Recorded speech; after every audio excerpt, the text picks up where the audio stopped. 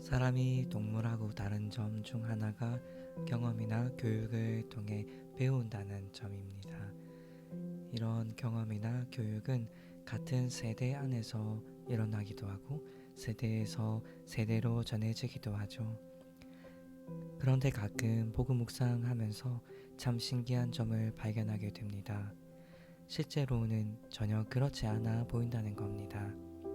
지난 금요일과 오늘처럼 말이에요.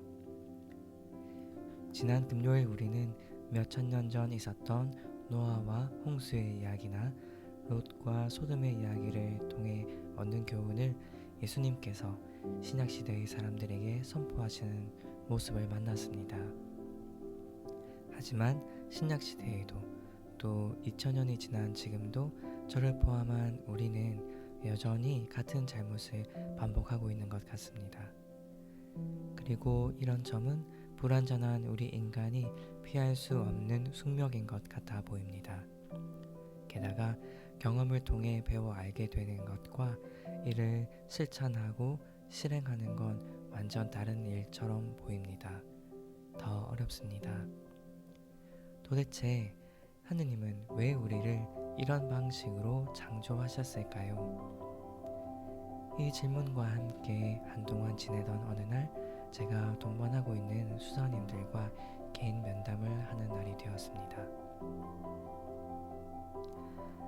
어쩌면 이렇게 옛날의 나랑 똑같은 걸로 고민하고 있을까? 후배 수사님들과 면담할 때면 항상 느끼는 겁니다. 그래서 이런저런 성공의 이야기, 실패의 이야기, 또 너랑 나랑 상황이 다 다르니 일괄적인 답이 있는 건 아니라는 이야기나 또 그럼에도 이러저러하니 희망 갖고 지낼만 해 라는 이야기들. 하지만 언제나 항상 빠지지 않고 마지막에 하는 제일 중요한 말이 있습니다.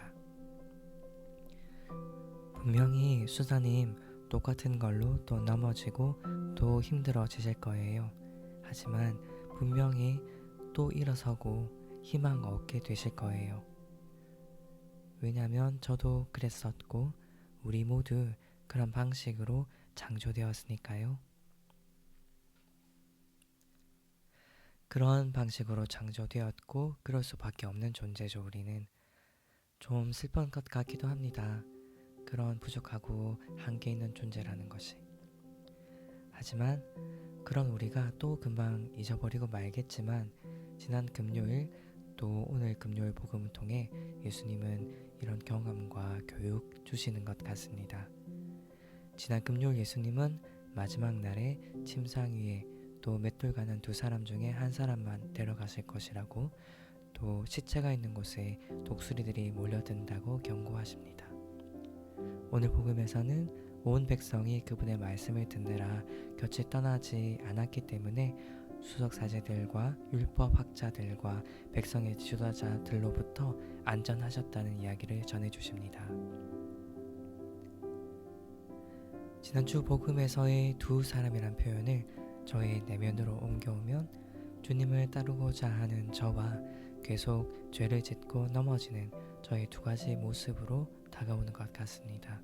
하지만 하느님은 주님을 따르고자 하는 저의 한쪽 모습만으로도 저를 구해 주실 것이라 약속해 주시는 것 같습니다. 그리고 계속 죄를 짓고 넘어지는 저 자신을 잘 살펴보라고 독수리라는 선물도 보내주신다고 합니다.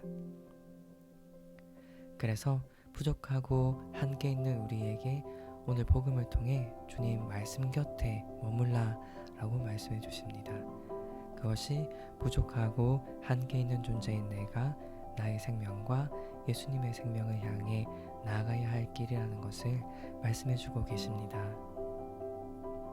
우리 모두 똑같은 것에 계속 넘어지는 존재지만 함께 예수님의 말씀을 들으러 모여들어 그분 곁을 떠나지 맙시다.